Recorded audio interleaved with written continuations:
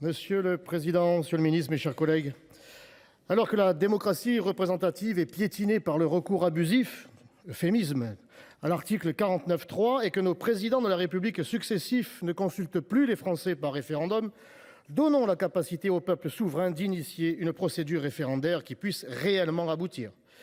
Il est paradoxal de voir les hommes politiques continuellement consulter l'opinion publique en commandant ou en interprétant des sondages et ne pas accepter de s'en remettre à l'initiative du peuple et à son verdict.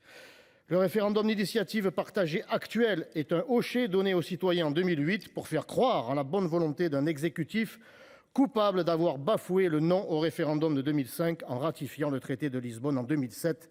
L'usage a montré qu'il était inapplicable. Vous ne pouvez pas vous draper de gaullisme en permanence et refuser de gouverner comme lui, 10 ans au pouvoir et 4 référendums à son actif.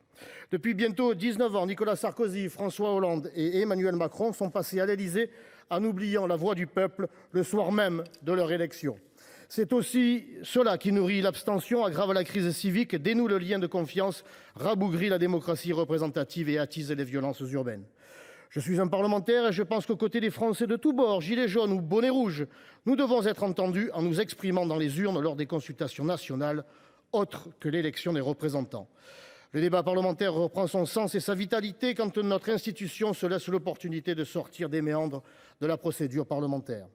Cet automne, à l'occasion des 65 ans de la Constitution, il est donc temps de faire un aggiornamento démocratique, non pas en convoquant les chefs de parti à un entre-soi, mais en convoquant les Français sur des sujets qui les intéressent, même si vous les jugez démagogiques, monsieur le ministre. Nous avons appris à l'issue du dernier entre-soi de Saint-Denis que le consensus était fait autour du refus d'un élargissement du champ du référendum. Voilà le plus petit dénominateur commun entre les partis politiques français. Brider l'avis du peuple, voilà le mal français, ou plutôt le mal fait aux Français. Le monopole des partis sur la délibération politique est désespérant. Les Français se sentent dépossédés, méprisés, bâillonnés. Le référendum sur l'immigration évoqué par le chef de l'État le 3 novembre est donc abandonné par le chef de l'État. Alors que certains fantasment une créolisation, mais que notre pays est soumis à un processus de crépolisation avancée, conséquence directe de sa politique d'immigration, quoi de mieux qu'un référendum pour faire peuple ? Qui de mieux que le peuple peut définir la politique d'immigration confisquée par les juges et traités européens et internationaux ? Qui de mieux que le peuple peut acquiescer ou refuser sa dislocation et sa disparition ? Sans référendum, nous sortons du XXIe siècle pour revenir aux errements des Troisième et Quatrième Républiques dans lesquelles le Parlement et les partis verrouillent les décisions. On sait comment cela finit.